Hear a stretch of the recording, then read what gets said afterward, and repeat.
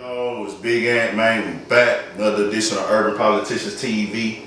Had to come tap in one time with Big D the Mogul, man. Out here, outside of Dallas, man, doing your thing, content creating. DFW, you active with it, so it only makes sense, man. You know, I'm trying to tap in with the whole Texas. So introduce yourself to them, tell them the platform, where you from, everything like that. Okay, you know what I'm saying? Yo, what up? You know what I'm saying? Your boy Big D the Mogul, a.k.a. Suge Diddy, a.k.a. Illuminati Jack, a.k.a. Big Thanos, a.k.a. Heaven on Earth, a.k.a. Driver of Shorty. Why? Because I'm good before the drip. I don't need no sauce. You understand? Yeah. You know what I'm saying? Mogul State of Mind, man. That's my platform. Mogul Media. You know what I'm saying? I try to do content like you guys, bro. And, at the same time, man, I got a passion for artists, trying to get them from A to Z, you know what I'm saying? So that's what I do, man. Nah, for sure. And I think I came across you, I seen you pop on YouTube. I want to say around the time right after I locked in with Terry Blue at Dallas Global Media. I went over there to the studio earlier this year. That was January. I woke up one day, I was like, man, I gotta go. Let me see what's going on out there in Dallas, man. I ain't like how I was moving and working at home, but I felt like, let me go to Dallas and tap in with them because I liked the music already. But let me go work with some other creators. If I link up with artists, that's cool, but let me rock with some other creators. And I went to him, and then right after I left, I started seeing your channel pop up on YouTube. And then I reached out to you, and I was like, man, hey, when I come back, I want to lock in with you and get a collab in, and you was with it right away. Yeah, no doubt. So I appreciate that for you just right off the bat. No, you know what I'm saying, no flaw, no like competition type stuff, no weird stuff. Like, man, let's get it. It makes sense. It ain't like I'm too big for you or nothing like that, or you too big for me, let's go. So I started tapping in, man, and I noticed that I never seen your face at first, really. Because I don't think you was even posting pictures of yourself at first, was you? No, not really, no. Yeah, so I was like, I never seen your face, but I was like, you sounded more like, a little bit more like mature and educated than me and everybody else that I listen to. Just being honest, I ain't gonna even care. I know I be sounding like I'm full of shit on here sometimes. So you like more like a Texas Vlad to me.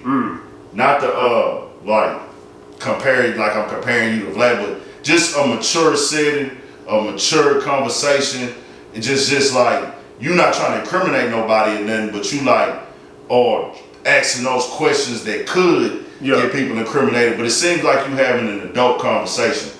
Even when you have younger artists on there, it's still an adult conversation.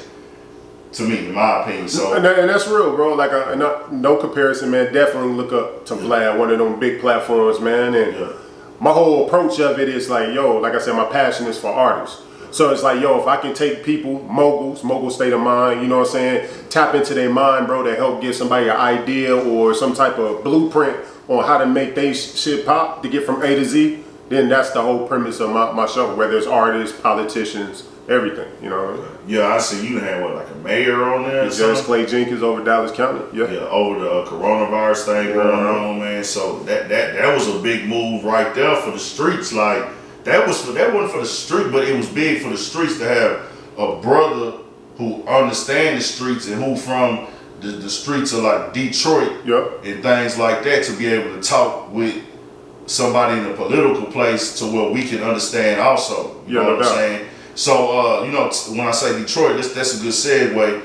That's where you're originally from. So talk to us about Detroit. You know what I'm saying? Growing up there, what's the vibe like? Detroit is my favorite rap city. Gotcha. Anybody who follow me on the gram or been following me on the gram, I used to always hashtag Detroit is great with this rap shit. Okay, no, for sure. I used to hashtag that. It's all good, man. So I was born in Louisiana, Shreveport. But we moved to Detroit when I was 11 months. So Joy Road, exit 9, you know what it is, boss up, get money. You know what I'm saying? Shit, man, West Side. The politics, like growing up in Detroit, man, when you're young, you don't really see nothing. You know what I'm saying? You playing with your friends, man. Good neighborhood, very family-oriented neighborhood. Shout out to my Penrod people right there. But as you start to get older, man, you start to see, I remember my man Jamar got killed. Him and his homie was around the corner playing with the gun. He was like the first one in the neighborhood got killed. Then my nephew, which is my best friend, 3 weeks older than me, in 05, he got murdered. Then, man, you start seeing bodies. Like I remember seeing a Cadillac and they pull up, it's 3 bodies in the car. Detroit was a place where you hear blackout. When you heard blackout in Detroit, that means that possibly something wrong went happen in a drug deal. When I was coming up in Detroit, you didn't see Bloods and Crips. You really just had like drug crews, right? So when somebody got blacked out on, that means they could have messed something up in the drug shit. So anybody in the house, from babies to kids and adults, everybody died. Okay. So you got used to seeing, I guess detectives or the murder task force or whatever, pulling bodies out, and little bodies, big bodies because of blackouts, man. So Detroit, but it was fun, man. Like, you was black rich, high school, man. I'm older, so high school, cats had on the Guess jeans, Gucci loafers. You gotta have on the Cartiers, the Cardis with the buffs on it. That was the style, Niggas was high fast chics, wintertime, cats coming to high school with minks on. Like, it was real classy, high fashion.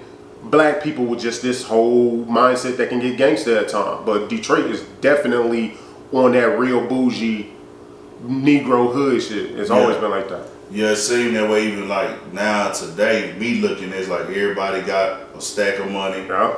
And I know, just because I know the streets, and because it's like that everywhere where nigga might have a $5,000 outfit on, but might only got $300 in his pocket. That could be true. Ghetto Fabulous is a big part of the streets. But hey, whatever makes a nigga happy, you feel me? That's real. But I know that it's niggas with that $5,000 outfit on in Detroit that got $100,000 at the crib, but they up $300,000. I already know how they rocking out there, how they moving. I fuck with Detroit the long way, the culture of Detroit. And y'all got some crazy slang out there that y'all use. I know we got crazy slang in Texas and Houston too, but y'all slang hasn't been put up on the forefront as much. Like dudes calling each other my baby. What up, though, my baby? What up, my baby? Y'all mamas, y'all OGs. Yeah. Ours is T-ladies. You know what I'm saying? Now I'm hearing it's on the flow a lot. I ain't heard that one. You gotta think right now. It's I'm Texified, so I've been here since 2010. So shout out Baby's World, man. This nigga I was around this nigga for like a day and a half, maybe, not even a total of 10 hours, man. And the nigga kept saying it's on the flow, and that shit stuck with me. It's on the flow. So I'm up there, it's on the flow for shit show.